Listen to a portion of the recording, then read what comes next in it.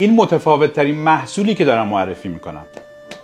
اینو باید بردارم. اصالتا این محصول کره‌ایه. یه چاشنی خوشمزه کنار غذا مثل ترشی، ولی ترشی نیست. کیمچی یه محصول تخمیریه، یعنی توسط باکتری‌های مفید تخمیر صورت گرفته. همون باکتری که در ماست وجود داره و شیر رو تبدیل به ماست میکنه. یعنی به هیچ عنوان سرکه داخلش نیست. انواع مختلفی داره برای سلایق مختلف. کم کالریه، سرشار از ویتامین و مواد معدنی و فیبر غذایی. چرا باید با چشم بسته امتحان کنه؟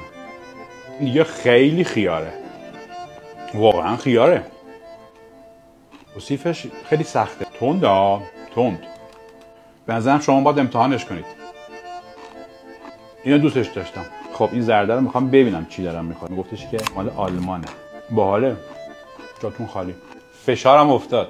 از چی درست شده؟ کلم، سیر، فلفل، زنجبیل، فلفل گوچوگارو. خالی خوردنش یه حس سالم بودن داره. جالب بدونی به خاطر وجود باکتری های پروبیوتیک برای سیستم گوارش و هضم غذا خیلی خوبه. نگران ارسالش هم نباشید. داخل یخدون و با کمک این یخ ژله‌ای خنک دستتون میرسه. راستی یکی ساورکرافت اصالتا آلمانیه. به نظرم که از جذاب‌ترین محصولاتشون سرکه خرماست. پیجشون رو تگ کردم. محصولات سالم و متنوعی دارن، خصوصا سرکه‌های تخصصیشون. ما اینجا محصولاتی معرفی می‌کنیم که کمتر دیده شدن.